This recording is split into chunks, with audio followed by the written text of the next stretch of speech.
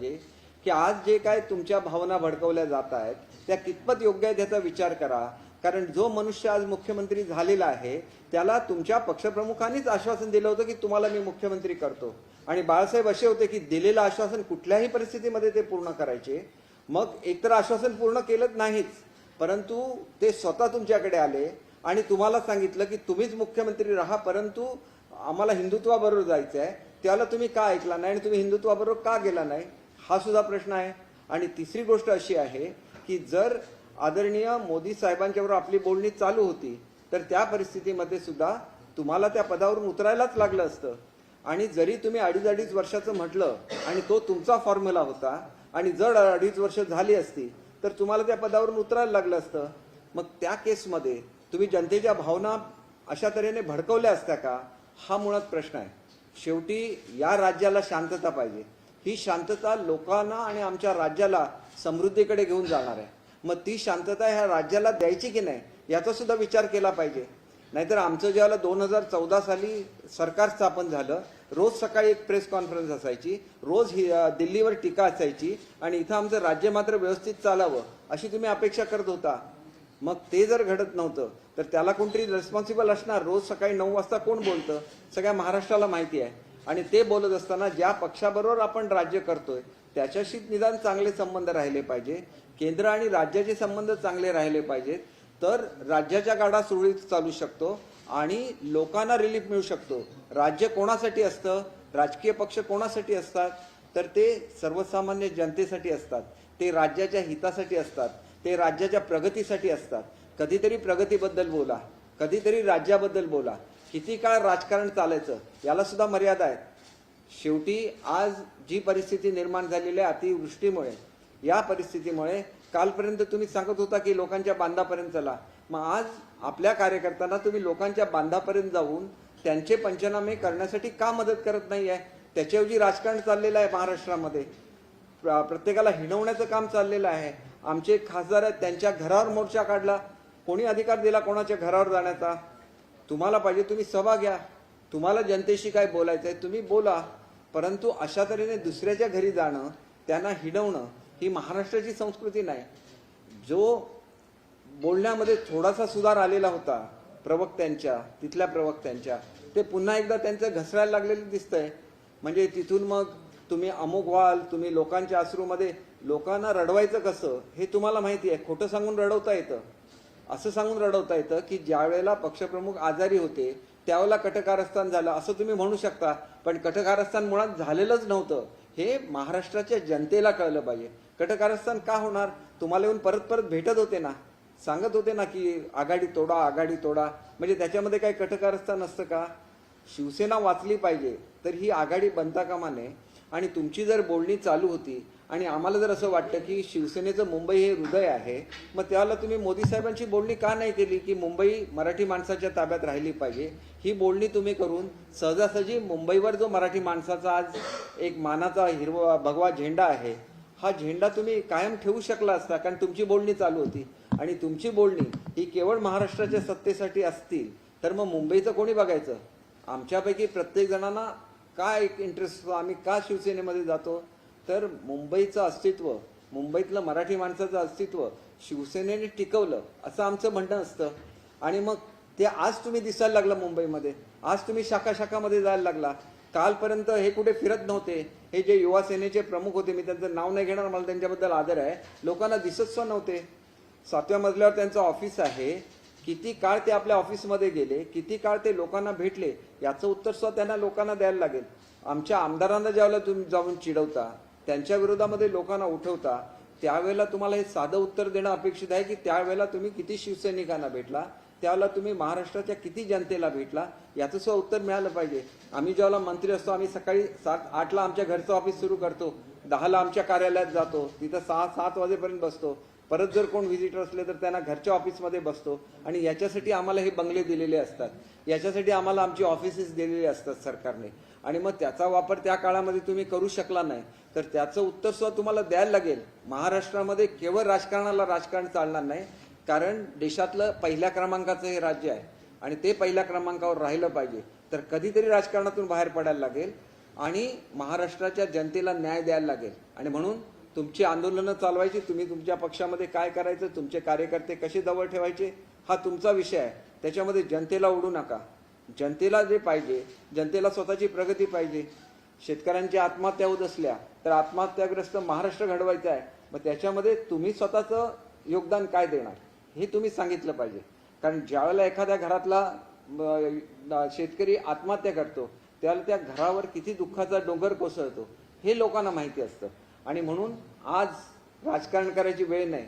आणि राजकारण किती काळ चालवायचं याला सुद्धा मर्यादा आहेत. राजकारणामध्ये 2.5 वर्ष गेली, केंद्रावर आरोप, याच्यावर आरोप, रोज आरोप, आणि त्याच्या व्यतिरिक्त कामाच्या नावाने मग राज्य मागे पडतं. आणि हे कुठेतरी थांबवावं आमची कळकळीची विनंती आहे. तुम्ही राजकारण करा, तुम्ही मुलाखती द्या, त्याच्याबद्दल आमचं कुठलंही दुमत नाही. परंतु आता हे थांबलं पाहिजे, कुठेतरी थांबलं पाहिजे. तुम्हाला असं वाटत असेल, तुम्ही कोर्टामध्ये गेलेला असाल, कोर्टामध्ये निर्णय होईल.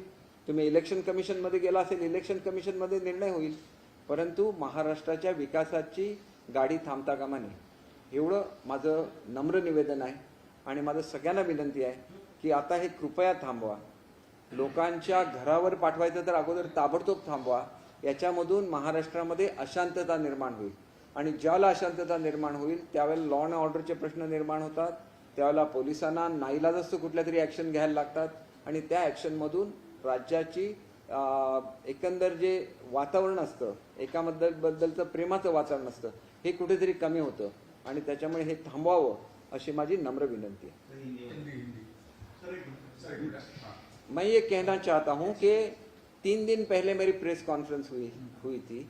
सिंपल से 3 प्रश्न मैंने पूछे थे. उसमें से पहला सवाल ऐसा था कि क्या आपने शिंदे साहब को मुख्यमंत्री बनाने का आश्वासन दिया था क्या.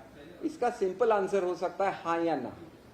और दूसरा क्वेश्चन मैंने ऐसे पूछा था कि क्या शिंदे साहब आपको मिले थे और उस वक्त उन्होंने ऐसा बोला था कि मुझे मुख्यमंत्री बनने में कोई भी इंटरेस्ट नहीं है, आप भी मुख्यमंत्री रहिए, लेकिन ये जो राष्ट्रवादी कांग्रेस और कांग्रेस की आघाड़ी है आपके साथ, ये आपके पार्टी को खत्म कर रहे हैं, तो आप इससे बाहर आ जाइए.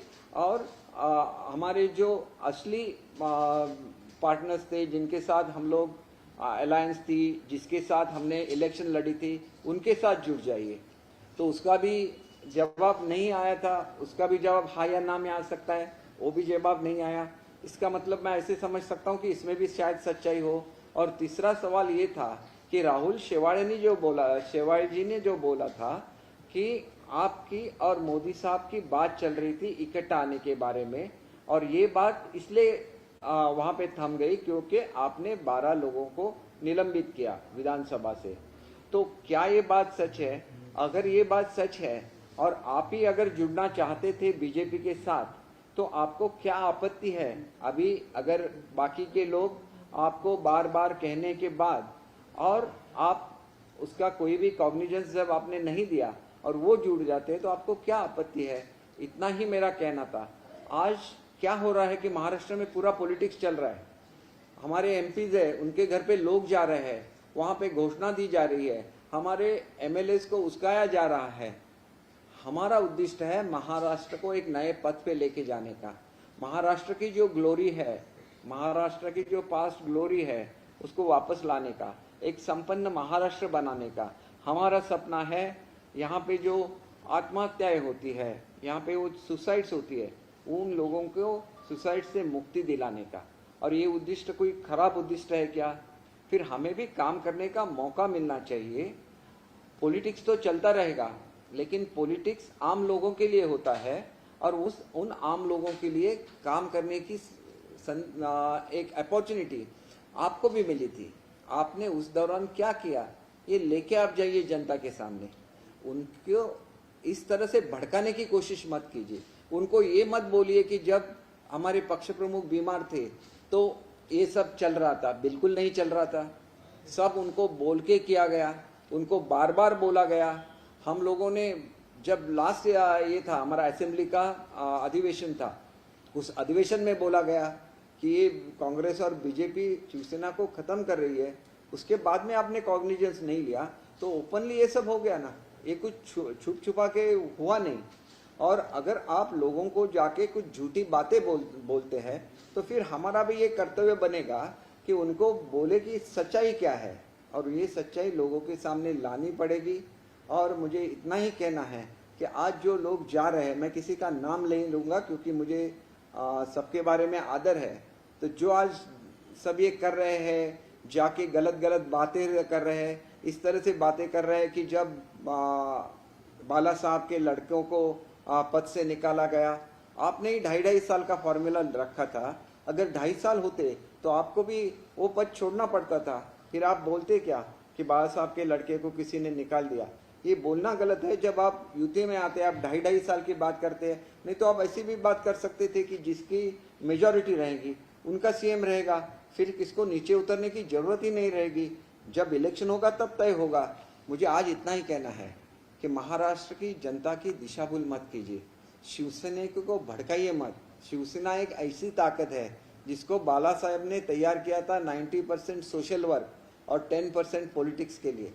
आज सोशल वर्क के लिए आप अगर उनको भेज देते जो फ्लड अफेक्टेड एरिया है उसमें, और उनको बोल देते कि वहाँ पे पंचनामा करने में उनकी मदद कीजिए, तो एक बड़ा काम हो जाता महाराष्ट्र के लिए, यहाँ के किसानों के लिए।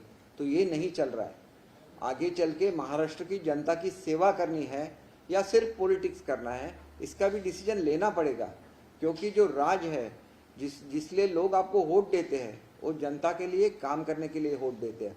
और अगर ऐसा समझे कि आपके डायलॉग चल रहा था, अगर प्राइम मिनिस्टर के साथ डायलॉग चल रहा था, तो आपको उनसे मांगना था मुंबई के लिए।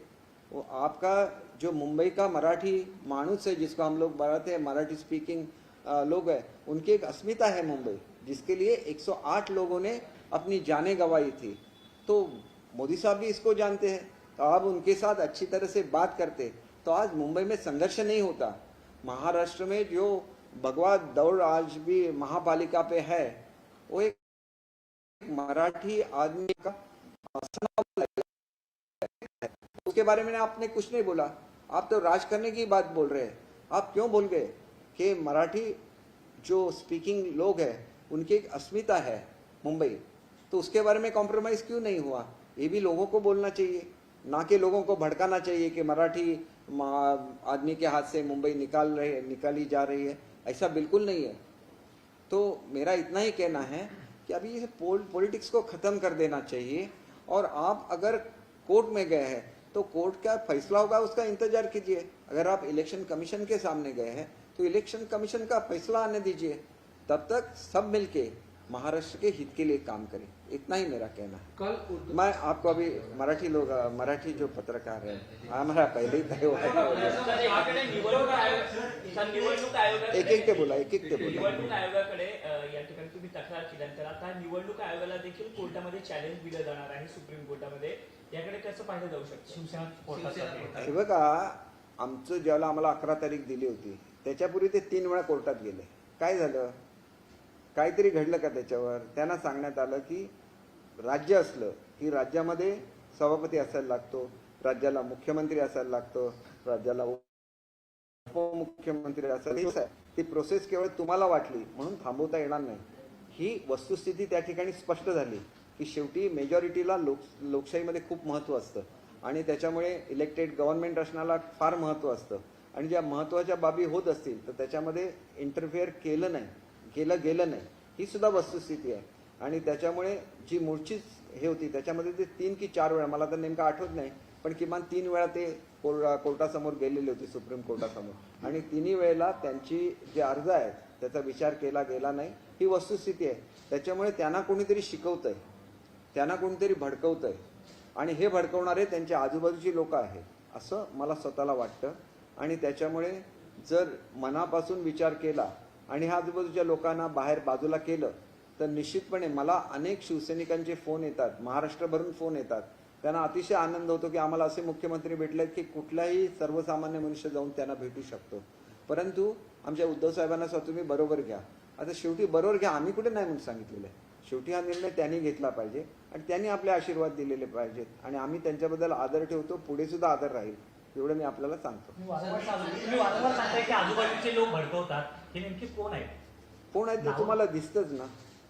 प्रश्न कसे विचारतात, रोज येऊन काय बोलतात, तुम्ही सगळं बोललेलं आहे. मी जशी त्यांना उत्तरं दिली, दुसरा एखादा असतं तर त्यांनी काय उत्तर दिली असती सांगा. आता आमदार हा शेवटी लाखो लोकांचा प्रतिनिधी असतो. त्याची गाढवावरून धिंड काढण्याच्या गोष्टी तुम्ही करता. कुठल्या भाषेमधलं हे आहे? उद्या एखादा मनुष्य भडक भाषेतला तो त्याला थेट उत्तर देऊ शकतो ना. काय उत्तर दिलं असतं मी तुम्हाला सांगितलं तर माझा कमीपणा होईल, परंतु उत्तरं त्याला असतात. परंतु ती उत्तरं त्यांच्या बाबतीत दिली जाऊ नये असं मला वाटतं की ना. अनेक वर्ष त्यांनी काम केलंय, सिनियर आहेत, तर आम्ही सुद्धा त्यांची केवळ त्यांचं वय बघून त्यांच्याबद्दल आम्ही आदर राखतो. अदरवाईज त्यांच्या सगळ्या प्रश्नांची उत्तरं आमच्याकडे आहेत.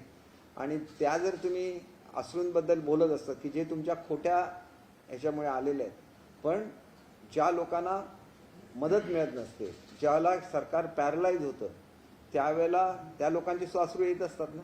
आणि ते अश्रू जर तुमच्यामुळे येत असतील तर त्या गरीब लोकांच्या अश्रूला किंमत नाही का, की फक्त तुमच्या कार्यकर्त्यांच्या अश्रूला किंमत आहे?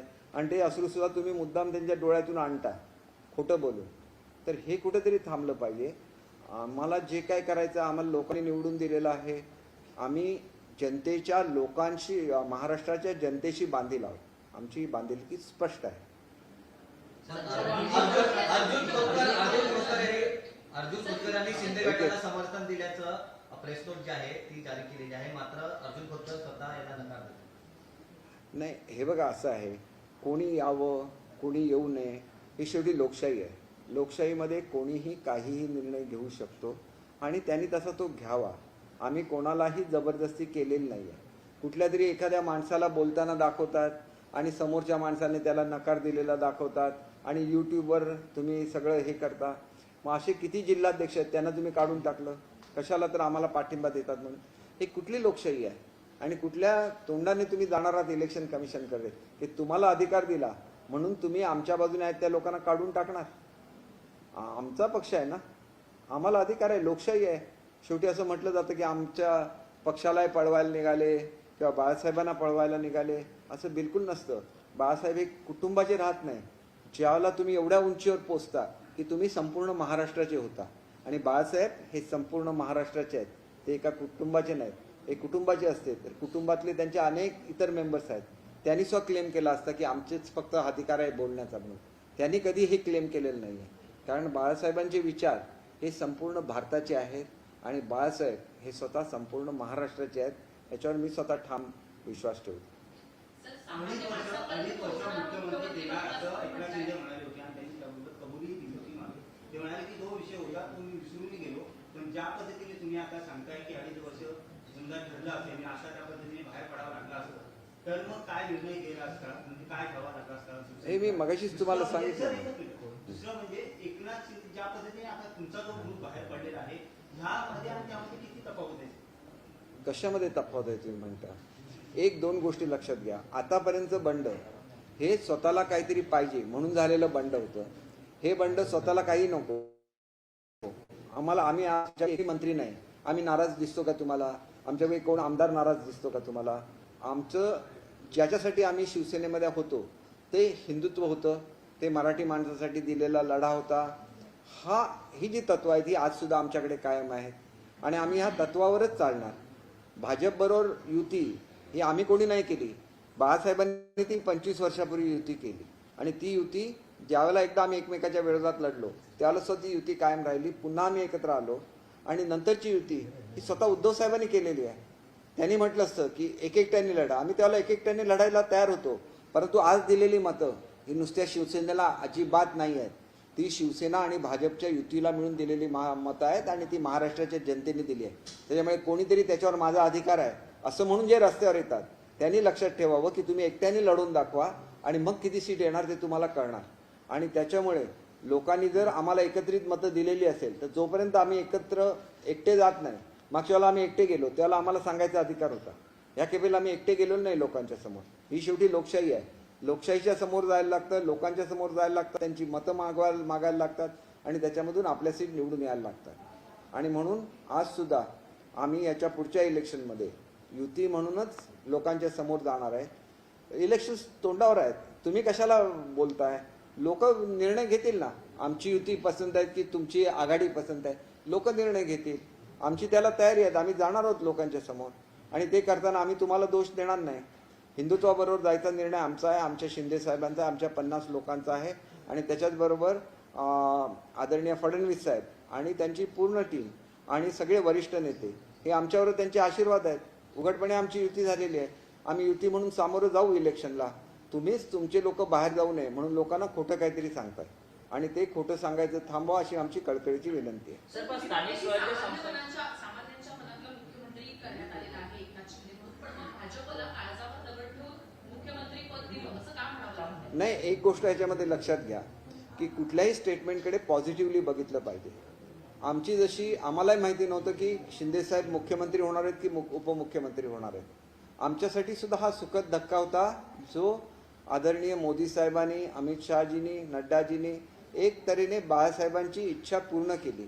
तेवढाच धक्का तो भाजपला सुद्धा लागलेला असणार, कारण ते अपेक्षा करत होते की त्यांचे नेते मुख्यमंत्री होतील. पण त्यांचं पुढचं वाक्य बघा, आम्ही हे आनंदाने स्वीकारलं, हे पुढचं वाक्य आहे. म्हणून एक वाक्य जर अर्धवट ऐकलं तर त्याच्यामधून वेगळा अर्थ निघतो आणि ते जर पूर्ण वाक्य ऐकलं तर त्याच्यामधून वेगळा अर्थ निघतो. त्याच्यानंतर झालेलं फडणवीस साहेबांचं भाषण आहे का, त्याच्यामध्ये यांनी याचं एक्सप्लेनेशन दिलेलं आहे की तुम्हाला कदाचित आपल्या अपेक्षा पूर्ण झाल्या नाहीत म्हणून वाईट वाटलं असेल, परंतु वाईट वाटून न घेता आनंद असा आहे की बीजेपीला सुद्धा अपोजिशन पार्टी म्हणून बसायला लागलं महाराष्ट्रामध्ये. आज ते सुद्धा सत्तेवर येत आहेत. हा एक त्यांच्या दृष्टीने आनंदाचाच प्रसंग आहे. असं काही नाही की त्याच्यामध्ये थोडंसं कुठेतरी राहिलं असेल तर प्रत्येक ठिकाणी निर्णय घेताना एखादं कुठेतरी आपल्याला सहन करायलाच लागतं युतीमध्ये. आणि काल सुद्धा फडणवीस साहेबांनी सांगितलं की प्रत्येकाला मंत्री होता येणार नाही, किती जरी एलिजिबल लोक असले तरी, कारण मंत्र्यांची संख्या लिमिटेड असते, ती तुमच्या एकंदर संख्येच्या 15% वर जाऊ शकत नाही. आणि त्याच्यामुळे याच्यातून वेगळा अर्थ कृपया काढू नका. आणि मी स्वतः अत्यंत जवळचा आहे चंद्रकांत दादा कोल्हापूरचे आहेत. तिथून फक्त 80-90 किलोमीटरवर माझा मतदारसंघ सुरू होतो आणि माझे एवढे चांगले संबंध आहेत. ज्या वेळेला ही आघाडी म्हणजे आमची युती झाली, आम्ही मुंबईमध्ये आलो, त्याच्यानंतर आमची पाठ थोपटण्यामध्ये सगळ्यात आघाडीवर चंद्रकांत दादा होते, सगळेच भाजपचे नेते होते. त्यांना अतिशय आनंद झाला की चांगल्या तऱ्हेने हे झालं आणि लोकांची मनं न दुखवता हे झालं, हे एक महत्त्वाचं आहे.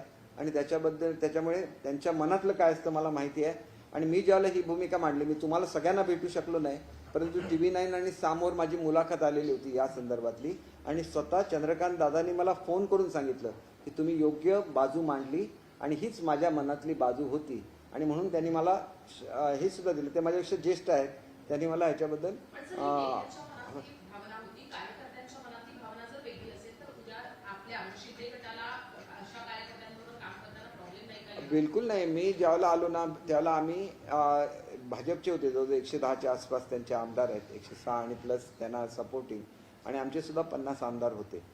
तर सगळ्यांना एवढा आनंद झाला आणि ह्या लोकांनी खूप काळ एकत्र काम केलेलं आहे. त्याच्यामुळे त्यांच्यामध्ये जे कोऑर्डिनेशन आहे ना, तुम्हाला राष्ट्रवादी किंवा काँग्रेसबरोबर हे दिसणारच नाही, कारण ते कायम राष्ट्रवादी आणि काँग्रेसशी झगडत आले. आमचे खालचे कार्यकर्ते कायम BJP बरोबर एकत्र काम करत आले आणि राष्ट्रवादी आणि काँग्रेसशी झगडत आले. त्याच्यामुळे हे कोऑर्डिनेशन तर महाराष्ट्रामध्ये आहेच.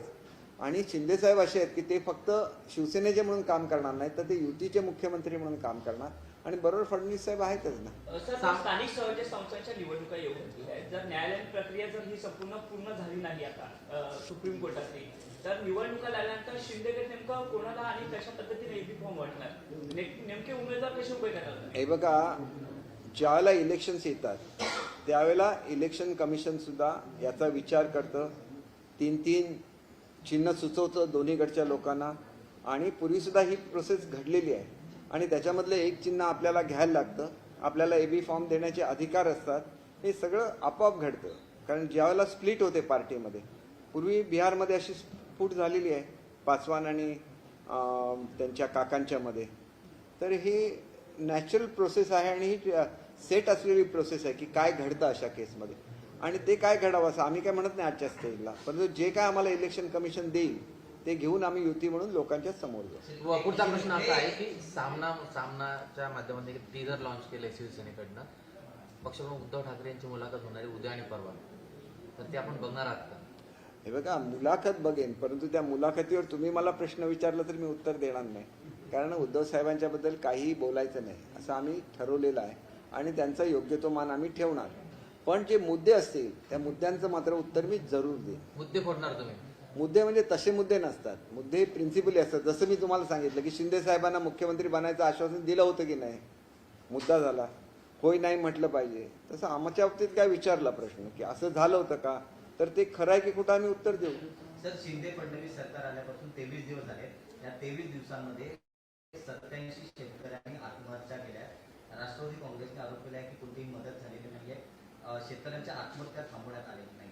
थांबवत आलेले नाहीत म्हणजे तुम्ही आधी राजकारण बंद करा. मी त्याच्यासाठी प्रेस कॉन्फरन्स घेतली. अहो, राजकारण बंद करा, आम्हाला सवड द्या शेतकऱ्यांची अश्रू पुसायची. राजकारणासाठी राज्य नसतं, राज्य जनतेसाठी असतं, हे त्यांनी लक्षात ठेवावं, एवढाच माझ्या प्रेस कॉन्फरन्सचा उद्देश आहे. बाकी तुम्ही विचारलं, मी सांगितलं, त्यातलं राजकारणाचा भाग सोडून द्या. पण हे आवाहन मी मनापासून करतोय की आता लोकांसाठी काम करू द्या. हे राजकारण बस झालं. आणि तुमच्या ह्याच्यामध्ये राजकारण काय आहे, याच्यामध्ये लोकांना, सर्वसामान्य लोकांना काही इंटरेस्ट नसतो. त्यांना आपल्यासाठी सरकार काय करतं याच्यामध्ये इंटरेस्ट असतो. सध्याचं राजकारण हे सत्ता करण्यासाठी आहे. सत्ता करण्यासाठी नाही, शेवटी सत्ता ही लोकांच्या हितासाठी असते, याच्यामध्ये आमचा विश्वास आहे. आणि म्हणून आम्ही अनेक निर्णय ह्या पिरियडमध्ये घेतलेले आहे जे जनहिताचे आहेत. Sir, coming back to the trailer, the teaser that is out, Mr. Thackeray has used strong words, like those who have left us unarmed, those who they have betrayed us, and also taken a pot shot at Mr. Eknath Shinde and the faction that's set up. How would you react? You have said that you will refrain from making any statement, but while you are putting out this word of maintaining peace and finding a solution, the statements are coming from the head. It's coming from Uddhav Thackeray. That's what the teaser is giving out at this time. One thing I'll like to tell you very frankly, what you can say a betrayal. Betrayal is something when dialogue don't take place. If a dialogue takes place and then also somebody refuses to go as per the demand of majority of the MLAs, it cannot be called betrayal. Betrayal is what? Betrayal is going for one's own selfish motive. That could be called betrayal. When 10 ministers who are already in power are leaving you for a certain purpose, then it is different thing. They are asking for an ideology. They are asking for Hindutva. They are asking for the existence of their party. So this cannot be called betrayal, because you may occupy certain place, top place, but in that case you will have to control the people with whom you are working. So that was not done, and that's why this has taken place. सिंधे साहब, जिस तरीके से भाषणामध्ये म्हटलं की हिंमत असेल तर स्वतःच्या आई वडिलांचा फोटो वापरून राजकारण करावं, प्रचार करावा किंवा मतं मागावी. माझ्या वडिलांचा फोटो वापरू नये किंवा नाव घेऊ नये. एक गोष्ट अशी आहे की बाळासाहेबांचा फोटो हा प्रत्येकाच्या घरामध्ये दिसतो. त्यांनी कोणाची परवानगी घेतली आहे का? ते राष्ट्राचे नेते आहेत, राज्याचे नेते आहेत, त्यांचं स्थान प्रत्येकाच्या हृदयामध्ये आहेत. ज्याला मनुष्य मोठा होतो तो आपल्या कुटुंबापुरता मर्यादित राहत नाही. माझ्या मतदारसंघामध्ये मला सगळे भाऊ म्हणतात, म्हणजे भाई म्हणतात. ते का म्हणतात? म्हणजे कुटुंबातला एक सदस्य आहे म्हणून मला म्हणतात. उद्या जर माझ्या मुलीने विचारलं की तुम्ही माझ्या वडिलांना भाई का म्हणता, असा विचारायचा तिला अधिकार नाही. ज्यावेळेला मी राजकारणामध्ये गेलो त्याला मी सगळ्यांचं झालो, ही भावना प्रत्येकाने लक्षात घेतली पाहिजे. आणि मी छोटासा कार्यकर्ता असताना माझ्या संदर्भात ही भावना असू शकते, तर त्याच्यापेक्षा प्रचंड भावना अशी बाळासाहेबांच्या बद्दल असणार की बाळासाहेब हे संपूर्ण महाराष्ट्राचे आहेत, महाराष्ट्राची ती अस्मिता आहे. त्याच्यामुळे त्यांचा फोटो हा त्यांच्या कुटुंबाची मालमत्ता असूच शकत नाही. हा माझा व्यक्तिगत असं हे आहे, व्यू आहे. जिस तरीके से ट्रेलर लॉन्च हुआ कल उनके इंटरव्यू का, उसमें उद्धव साहब ने कहा कि आप लोग कितना भी कुछ कर ले, लेकिन आपके माथे पर वो गद्दार का एक ठप्पा लगा हुआ है और उसके साथ आप जी रहे हैं. देखिए उनके बारे में ऐसे नहीं बोलना चाहिए.